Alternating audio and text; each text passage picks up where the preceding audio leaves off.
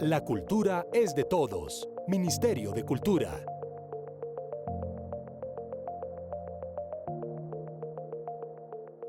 Antes que hablar del nombre, yo creo que es como hablar de la génesis del proyecto y pues nace como a partir de las inquietudes de jóvenes universitarios.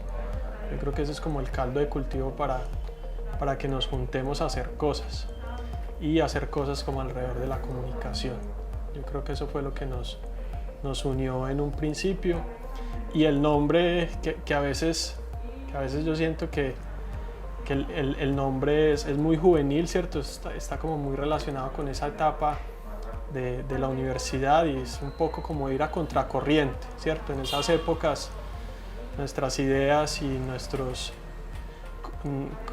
acciones alrededor de la comunicación alternativa eran muy fuertes. Teníamos como mucha relación y un vínculo muy estrecho con la comunicación alternativa, y creo yo que Ilógica respondía a eso, ¿cierto? Como a ir a contracorriente de esa idea de los medios masivos de comunicación y el contrapoder y la contrahegemonía. Bueno, como todos esos discursos nos calaban mucho, y desde allí, digamos, un poco surge Ilógica. El laboratorio llega después, ¿cierto? Nosotros, de hecho, en nuestros primeros años con Ilógica empezamos como estudiantes, empezamos a interesarnos por el diseño, pero encontramos que éramos buenos o que nos sentíamos a gusto en algo por lo que la gente nos invitaba a trabajar con ellos, y era la sistematización de experiencias. Fue nuestro primer acercamiento a trabajos colectivos. Como nuestro primer servicio. Y colaborativos, ¿cierto? Muchos colectivos se ganaban ya sea convocatorias con el ministerio o con la misma Secretaría de Cultura, y nos llamaban para que hiciéramos todo el proceso de sistematización. Y empezamos nosotros a ofrecer como varios servicios alrededor de la comunicación comunitaria, porque era lo que nos apasionaba y nos gustaba, era cómo llegar a ciertos proyectos, a traducir todo lo que ellos habían pensado y volverlo comunicable para un público determinado. Y bueno, dentro de ese camino, el laboratorio llega, yo diría que como un estilo de vida, ¿no? Es un estilo de vida realmente, y es la manera como asumimos nosotros también el trabajo, el proyecto, hasta nuestra propia vida, y es poder experimentar, poder aprovechar el error también como una oportunidad de aprendizaje, y sobre todo darse la posibilidad de trabajar colaborativamente para la co-creación. Yo lo que siento es que, o sea, la noción de laboratorio nos llega más como una reflexión del propio ejercicio que estábamos haciendo. Porque lo que dice Diana, y que estoy apenas pues como nuevamente rememorando, esto de la sistematización de experiencias era un ejercicio, bueno, que siempre la sistematización es muy desgastante, pero era también como muy exigente, digamos, para nosotros y para la gente que nos contrataba.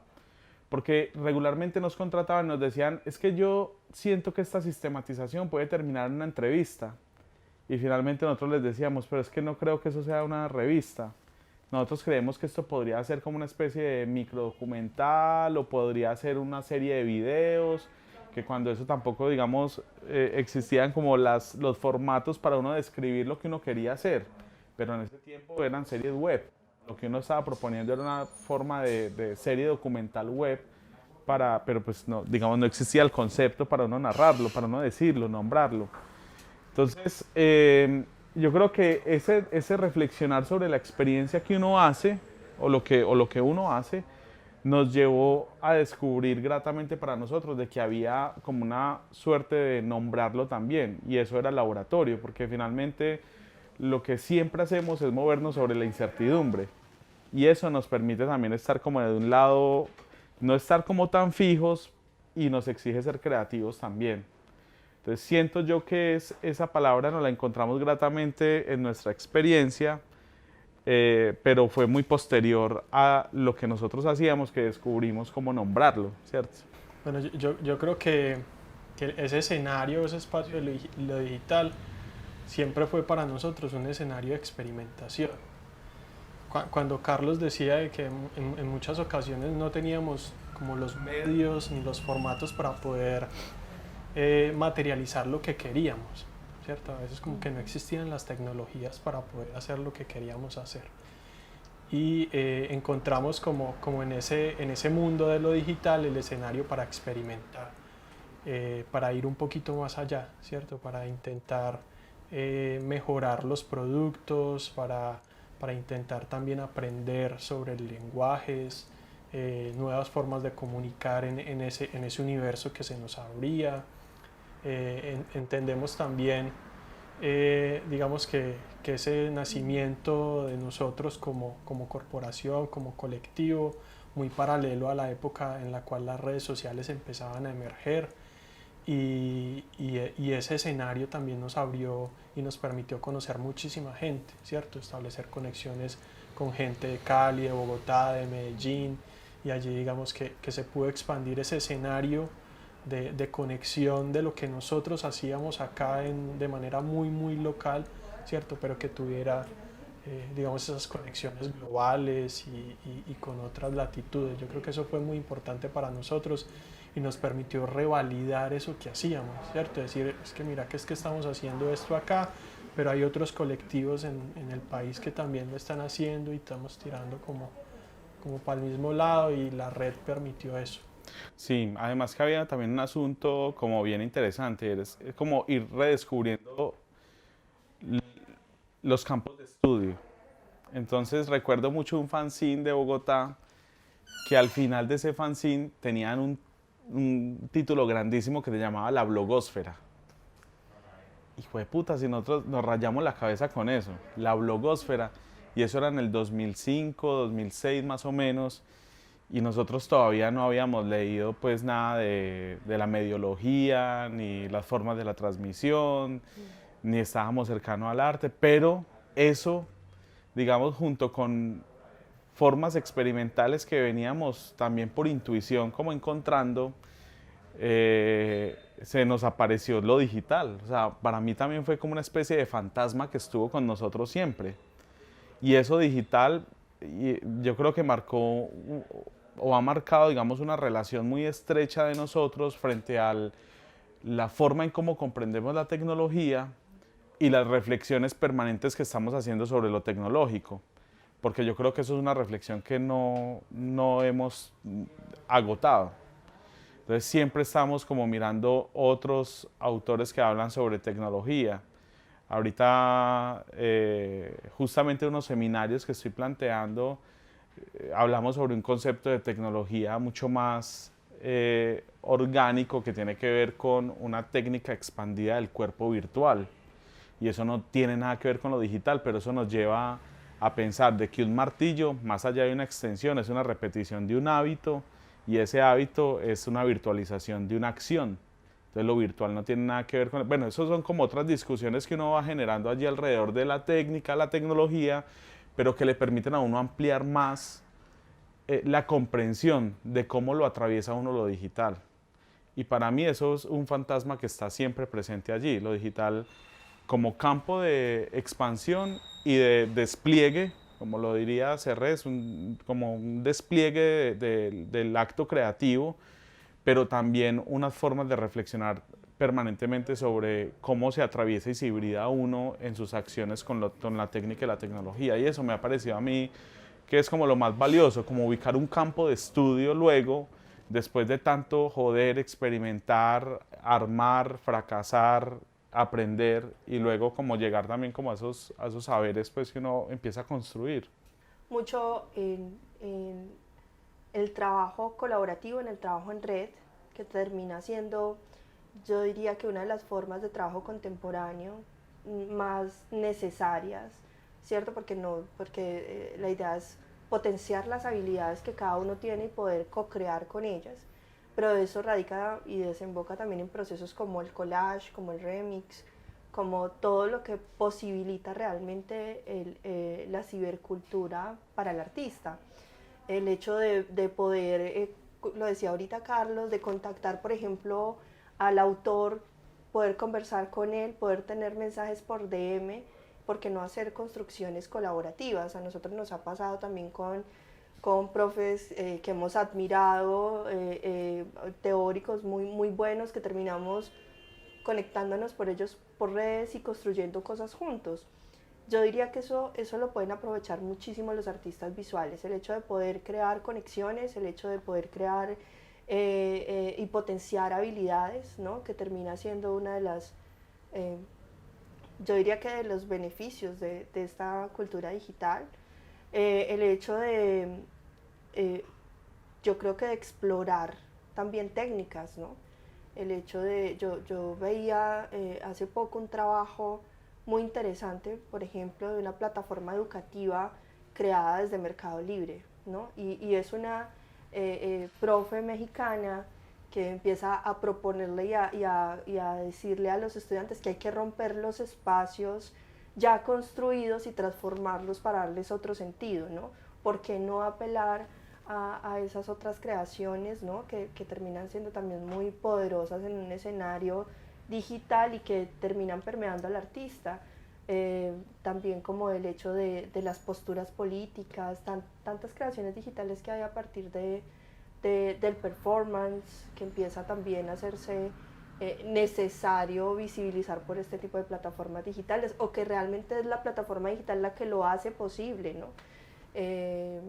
Los flash mood, que son unos de los expresiones estético-artísticas también muy significativas en este escenario. Bueno, hay una cantidad de cosas que terminan potenciando la cultura digital. A mí me parece que el asunto clave, digamos, de esta relación entre el campo de desarrollo visual, llámese artista o creador visual, llámese, bueno, quienes tengan, digamos, relación con las artes visuales, frente, digamos, a este panorama de lo digital, es que hay que comprender que esto es enteramente un asunto estético. Estético en el sentido en que las formas de afección, que la estética no es más que una forma como yo me afecto con el uso de las tecnologías, de una experiencia, una obra, un proyecto, un artefacto o algo, como esas formas de afección que son propios de la cibercultura, que ahí están, digamos, todas las estéticas ciberculturales puestas allí, cómo lo afecta a uno la tecnología, cómo lo atraviesa a uno la tecnología, todo eso, empiezan a configurar unos modos de hacer muy particular, que ya son unos modos de hacer que no son individuales, sino que se están mediando permanentemente por la interacción o la interactividad. Con la interacción, cuando la máquina está mediando comunicación de un artista o creador con una audiencia, y de interactividad cuando es el artista quien aprovecha como la herramienta digital y tecnológica para la creación de una obra donde, digamos, no está estrechamente ligado a la audiencia, pero que finalmente se traslada a una audiencia.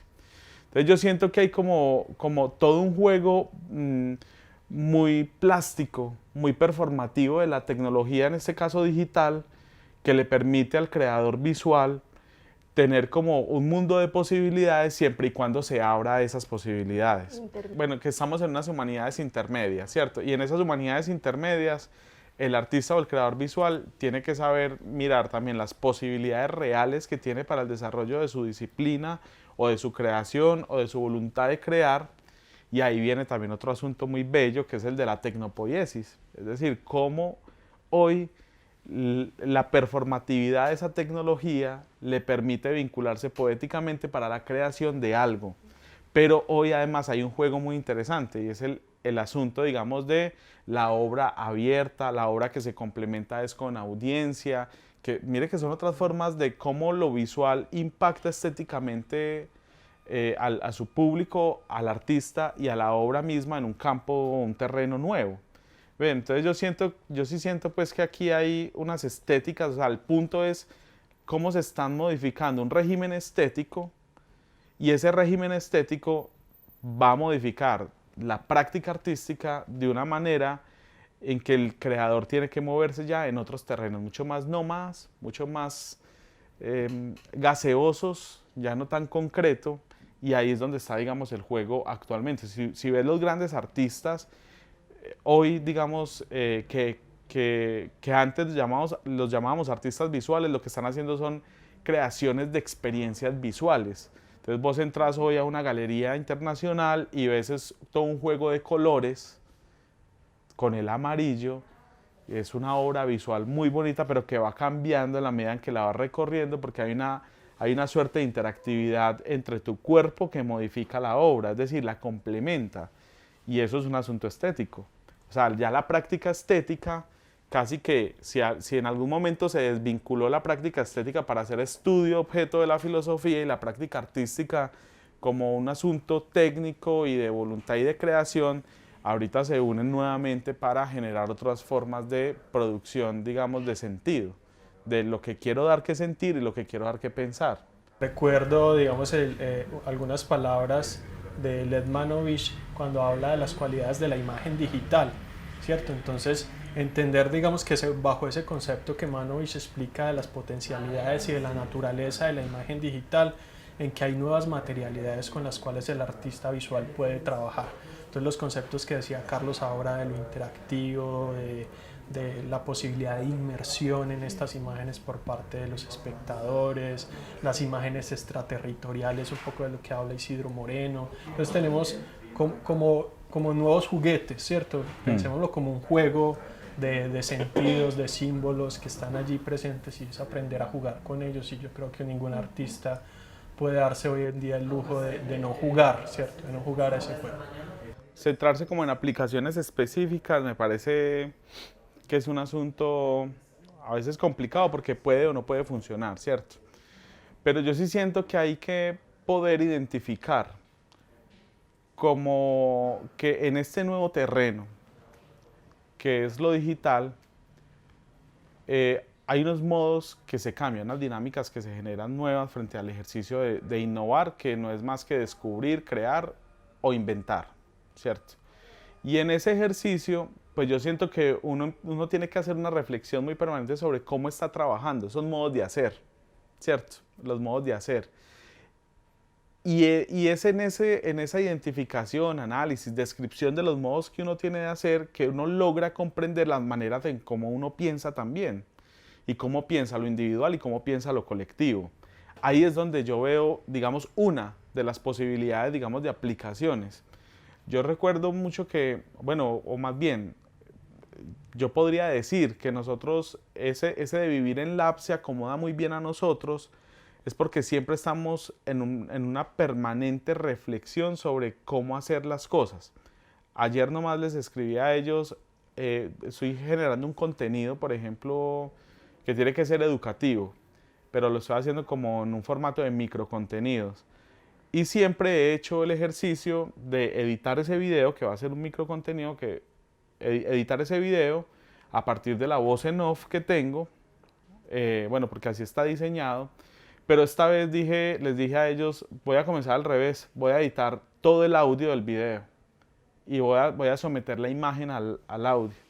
Entonces, son ese tipo de ejercicios que siento yo que a veces le ayudan a uno, digamos, a pensar en cuál es el proceso que tengo que hacer. Entonces, ahí cambia mi modo de hacer. Entonces, ahí tengo que decirles, no, primero voy a empezar a grabar la voz y luego voy a empezar a producirla todo como si fuera un podcast y luego sí la voy a traducir a imagen, ¿cierto? Como ese tipo de cosas. Y ahí logro yo descubrir que en ese modo de hacer hay unas aplicaciones que me vienen bien, ¿cierto? Lo otro es la gestión también, la gestión no solamente del tiempo, sino de la tarea y del flujo de trabajo. Hace 2 semanas instalamos una aplicación nueva que no la estamos pues como utilizando a full, pero yo creo que rápidamente la vamos a incorporar, es Slack. Y con Slack, por ejemplo, nos ha funcionado bien el hecho, digamos, de poder trabajar como hilos de conversación a partir de temas o proyectos grandes que tenemos. Entonces allí yo creo que también hay una posibilidad de esas aplicaciones que entran como en la gestión, no solamente del pensamiento hacia la creación, sino del pensamiento hacia la gestión colectiva de proyectos.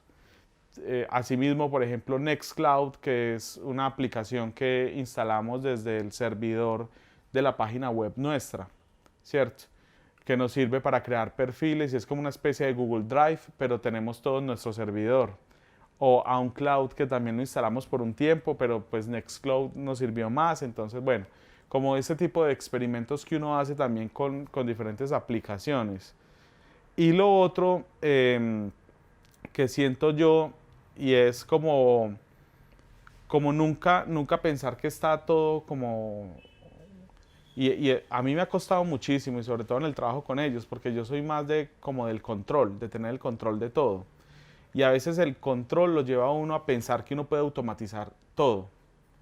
Y no, ¿cierto? A pesar de que hay aplicaciones, las aplicaciones funcionan como funcionan los softwares de investigación cualitativa. Usted tiene que desarrollar unas habilidades analíticas para saber cómo funcionan y qué es lo que puede sacar de algo con ese software.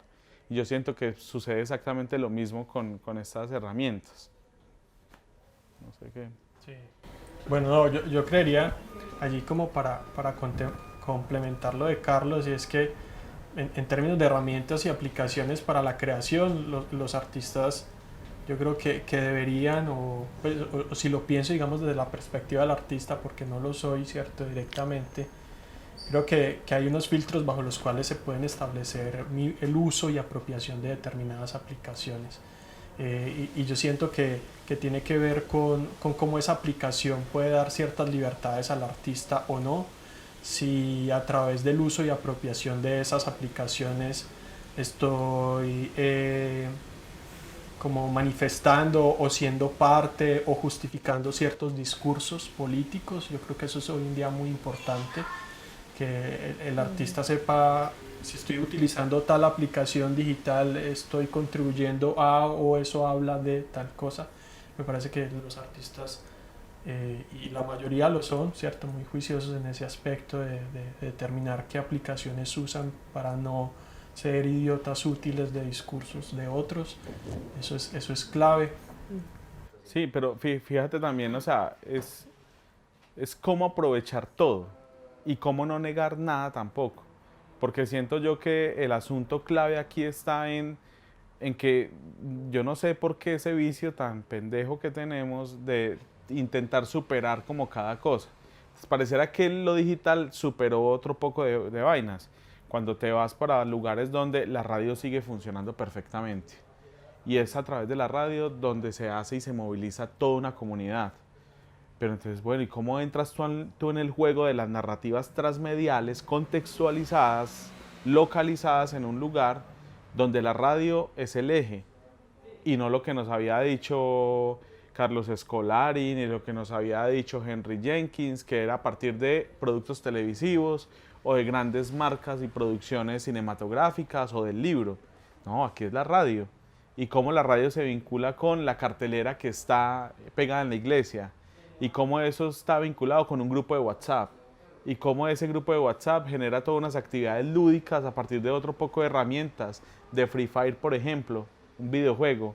Y cómo a partir de eso se puede trabajar toda la narrativa de paz, mediaciones, traducciones o de iniciativas de paz. ¿Ves? Eso me recuerda que además, como parte de esa metodología que diseñamos para esos laboratorios de paz, nuestro primer acercamiento con la comunidad fue a través de metáforas, ¿no? Fue de construcción de metáforas colaborativas y colectivas, que esa metáfora diera cuenta realmente de lo que ellos y de cómo se sentían en el territorio, cómo lo vivían y cómo estaban actualmente viviendo también la pandemia. Entonces resultaron metáforas muy lindas, como el hecho de pensar es que en el espacio, en el Chocó se creó con los investigadores una escuela radiofónica, aprovechando pues que la radio es el medio de comunicación más efectivo, el que llega a todas partes. Y con la comunidad, entonces el espacio del laboratorio se llamaba Ven y ve a la minga de la atarraya. Es identificar que no solo, o sea, que el lenguaje entra a conectarse directamente con lo que quieren hacer, cómo lo quieren hacer, pero que además hace parte de ellos y de lo que ellos quieren contarle a las demás personas, ¿cierto? El Ven y ve, o el Ven y ve, es como la comunidad afro relaciona encontrarse con el otro, Ven y ve, ¿cierto? Y la minga está más relacionada con la indígena. No podemos desconocer que en el Chocó también hay comunidades indígenas muy fuertes que se reúnen a través de la minga para construir sus soluciones a las problemáticas. ¿Y qué es el laboratorio? Pues ese espacio de reunión para conversar, para resolver problemas, pero también para hacer propuestas que permitan entonces el potenciar ciertas soluciones en el territorio. Entonces la metáfora fue yo creo que fundamental en el proceso porque ayudó a crear esos espacios sensibles y de conexión creativa y colaborativa. Claro, y es lo que finalmente hacen los artistas. Cuando un artista trabaja solo, pues él mismo se inventa su metáfora. Pero cuando se trabaja colectivamente en esta nueva noción de laboratorio, las metáforas no pueden ser de una persona, tienen que ser colectivas. Y esas metáforas son siempre una excusa perfecta, a mí, al menos a mi parecer, para vincular procesos colaborativos. O sea, crear la metáfora. Río tejido de vida, ¿cierto? Las brasas de la memoria en Caldas, ¿cierto? Como crear metáforas siempre va a ser... Ahorita hay un laboratorio que se llama El sonido es como el agua.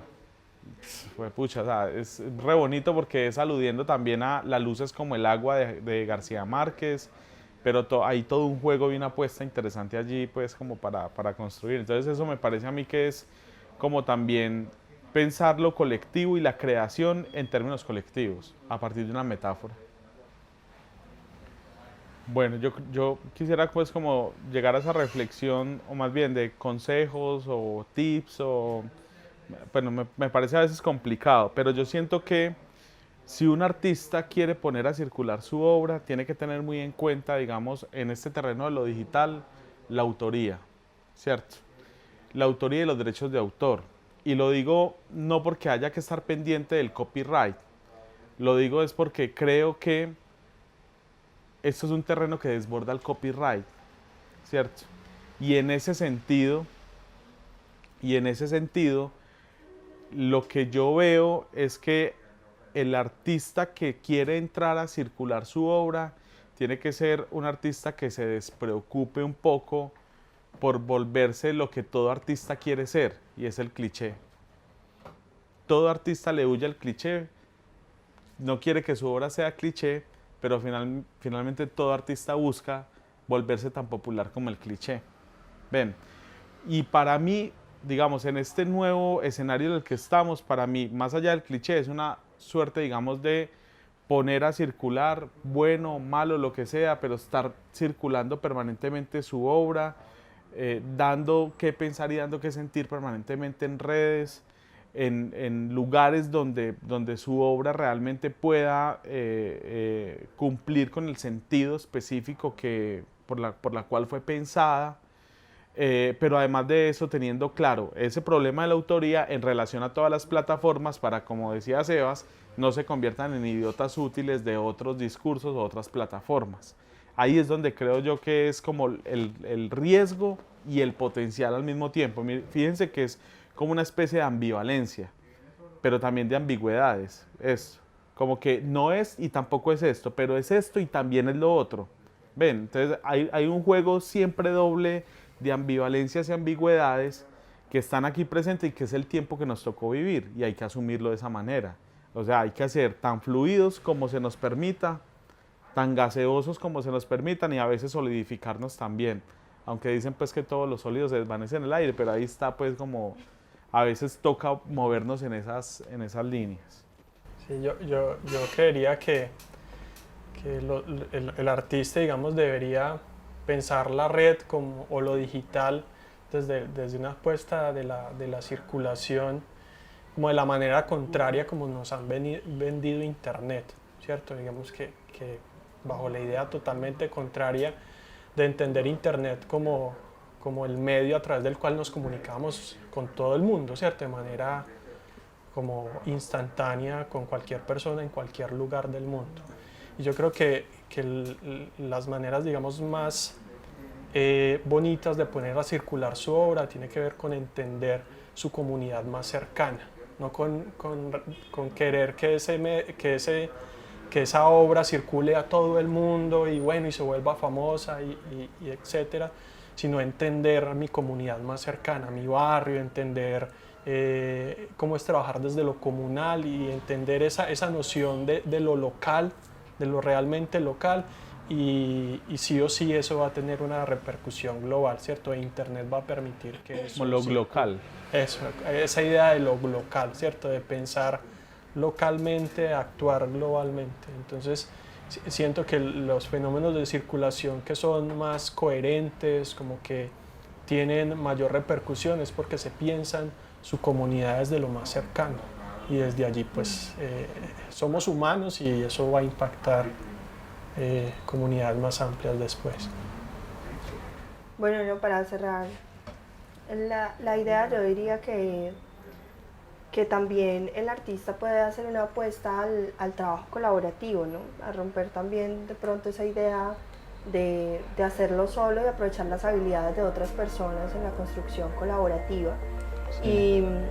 Y también pensar en dos palabras que me parecen que son vitales en esta época y sobre todo para la circulación, y es pensar en el proceso como proyecto, ¿cierto? No toda obra está acabada, no toda obra está finalizada, y pensar en el proceso permite pensar la obra como etapas, permite vincular a otros artistas, permite vincular también a otras personas pues, que expandan también la obra, y por qué no pensar también en lo transdisciplinar, ¿no?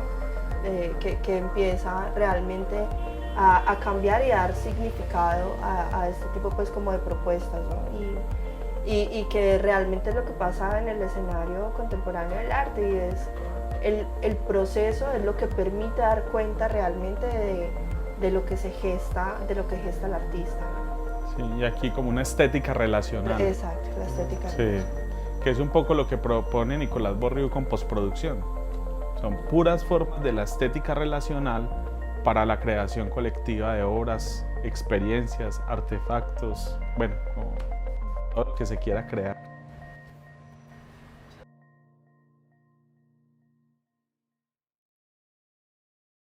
La cultura es de todos. Ministerio de Cultura.